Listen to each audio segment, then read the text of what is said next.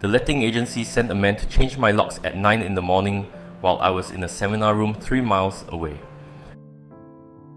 I did not find out until I tried to use my key at 2:30 in the afternoon.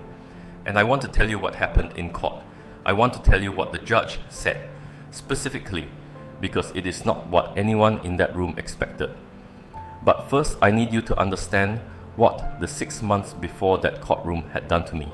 Because by the time I got there, I was not the same person who had signed that tenancy agreement, not even close. My name is Owen. I was 21 years old, final year of a business management degree at the University of Sheffield. I lived in a 5-bedroom shared house in Crooks with 4 other students, paying £540 a month for a room that faced the street and had a sash window that let in a cold draft no matter how tightly I forced it shut. I slept with a hoodie on from October through March. The carpet was the color of dried mustard and felt rough underfoot, the kind of texture that tells you it has not been replaced in a decade. The letting agency was managed by a man named Derek. I want you to hold that name, Derek. The problems began in September. A broken extractor fan in the bathroom, a radiator in my room that produced heat only intermittently and a sound like a distant argument whenever it did, and a back door that would not fully lock. I reported all 3 by email on the 14th of September. I have the timestamp. Derek's office acknowledged the reports 11 days later, said they were being assessed, and then did nothing for 6 weeks. I chased on the 8th of October, the 22nd of October, and the 3rd of November.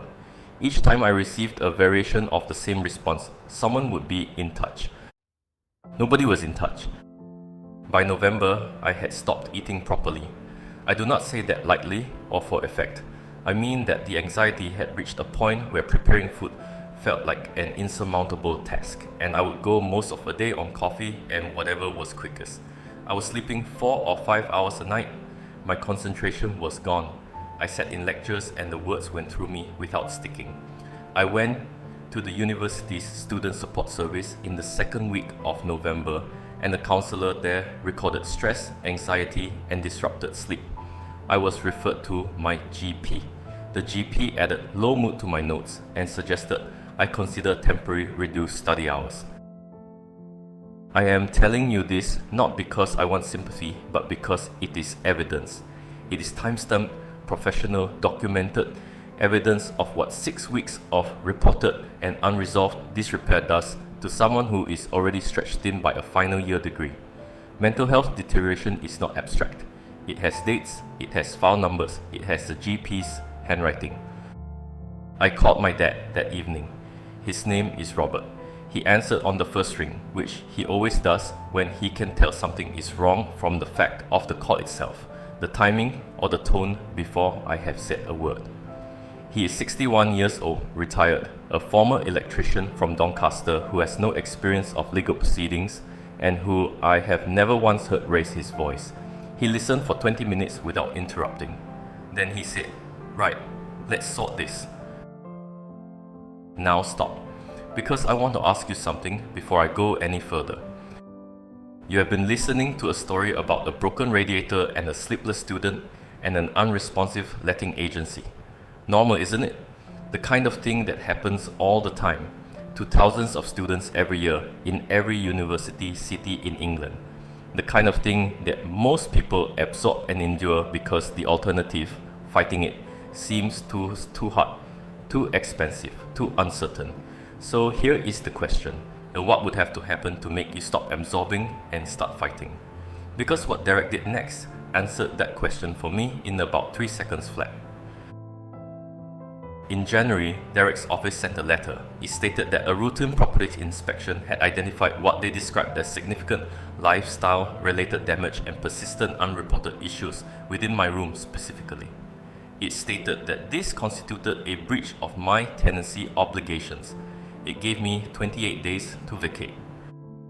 The lifestyle-related damage they cited was mold on the interior wall beside the sash window. The same window. The cold draft, the one I had been sleeping next to in a hoodie since October.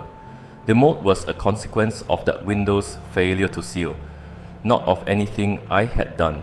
I had photographs. I had them dated and stored from the first week of October, because Robert had told me on the phone to photograph everything immediately and send them to myself by email so the timestamps were locked.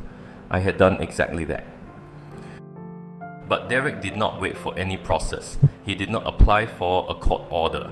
He did not serve a valid Section 21 notice. His letter was not on the prescribed form, gave less than the required 2 months notice, and was legally invalid on his face.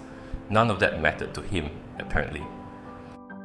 On the morning of the 16th of February, while I was sitting in a seminar room at the university, Derek sent a locksmith to my address. My key did not work at 2:30. I stood on the doorstep in cold February air, pressing a key into a lock that had been physically changed while I was attending a lecture on supply chain management, and I understood that whatever rules I had thought governed this situation had been set aside by a man who had simply decided they did not apply to him. Robert arrived from Doncaster by 6 o'clock that evening. He had packed a bag before he left, which told me he had not expected this to be quick. He stood on that doorstep with me in the cold and tried the key himself, the specific, useless gesture of someone who needs to confirm with their own hands that the thing is really happening. And then he put his arm around my shoulder and said nothing for a moment. That silence was the most supportive thing anyone has ever offered me. We found a citizens' advice session the following morning. The advisor there, a woman named Sandra, confirmed within 15 minutes that what Derek had done was a criminal offence under the Protection from Eviction Act 1977, illegal eviction. She referred us to a housing solicitor named Priya who operated on legal aid for cases meeting the threshold. Ours met it. Priya was 34, precise, and gave the impression that she had heard every version of this story before and was professionally calm about all of them. She examined the January letter, confirmed it was invalid on 3 grounds, and filed an emergency application to the county court for an injunction requiring Derek to restore my access immediately.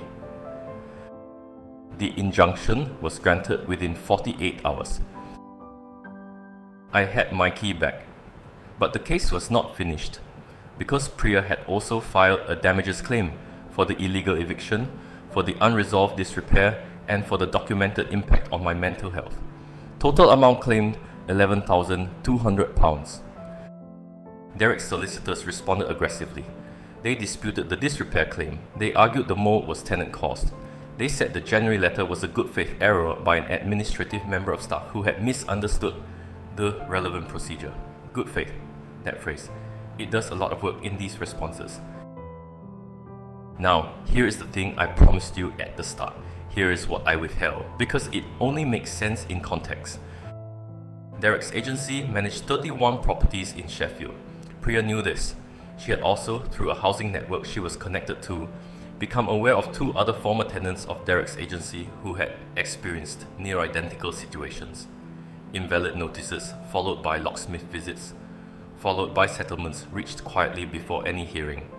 2 settlements, both under non-disclosure agreements, both within the previous 18 months. A pattern. This information was not formally admissible in our proceedings, but Priya used it, not as evidence, as leverage. She wrote to Derek's solicitors and made it clear, in precise and careful language, that the pattern of behaviour across multiple tenancies would be raised with the court in any argument about punitive damages, and that she intended to make an application for the court to consider the agency's conduct as systemic rather than isolated. The hearing was scheduled for a Thursday in April. Robert drove to Sheffield the night before and stayed in a Premier Inn on the Ring Road. He brought sandwiches again, cheese and pickle this time, wrapped in foil the way he used to pack my lunch in secondary school, and left them outside my door with a note that said simply, "Proud of you." I read that note 3 times. We arrived at the county court at 9:45. The building smelled of floor cleaner and recycled air, and the particular institutional stillness of places where serious things happen quietly. Robert sat in the public waiting area. I sat with Priya. Derek was across the corridor with his solicitor, not looking at me. The judge entered the courtroom at 10:15 and reviewed the case papers for approximately 4 minutes. Then he said something. He said it directly to Derek's solicitor, and he said it before any submissions had been made, and it was not what any of us expected to hear at that stage of proceedings. He said, "I have read this file. I would encourage your client to settle today. Not a ruling, not a judgment, an instruction, delivered in the flat, certain tone of someone who has already formed a view and is offering the other side a way out of what follows if they stay." Derek's solicitor asked for a short adjournment. The judge gave them 45 minutes. The lunch break, that 45 minutes. I sat in a corridor on a plastic chair, and Robert stood against the wall opposite with his arms folded, and we did not say very much. Priya was on her phone. The floor cleaner smell was stronger out here. At 11 o'clock, Derek's solicitor approached Priya with an offer. £9,500, full settlement, no admission of liability. Priya looked at me and said, "It is your decision." I want to tell you that I immediately said yes, but I did not. I sat there for a long moment thinking about the two previous tenants, the non-disclosure agreements, the pattern that would never be public if every case ended like this, quietly in a corridor. I thought about what it would mean to say no and take the risk of a judge who might see it differently, of a damages award that might be lower, of another hearing date, months away when I had the dissertation to finish. I said yes.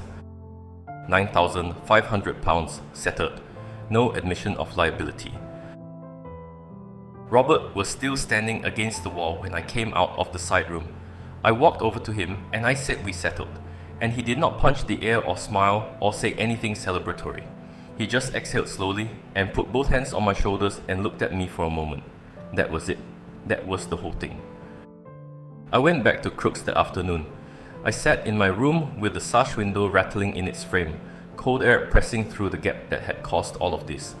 The mold, the letter, the locksmith, the months of sleeplessness, and I thought about Derek. Because here is the dimension I have not given him yet. Derek is not incompetent. He is not simply careless. He manages 31 properties, and he has almost certainly done this calculation before.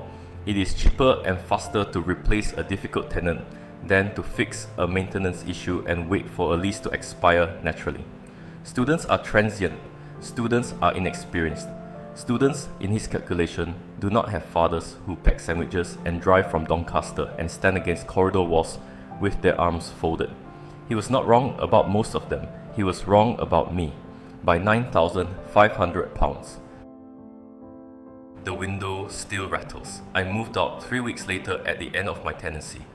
Fixed the gap myself with draft excluder tape I bought for £2, 49 from a hardware shop on Sharrowvale Road. £2.49. The thing that started everything, fixed for less than £3 if anyone had bothered.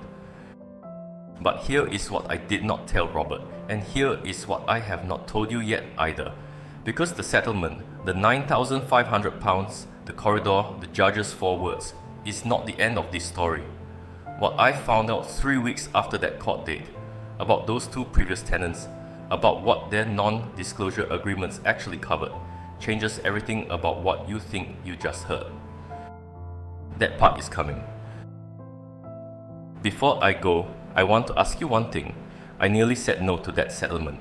I sat in that corridor and I thought about saying no, because £9,500 and no admission of liability means Derek walks away and does this again. What would you have done? Tell me in the comments, because I still think about it and I am not sure I made the right call.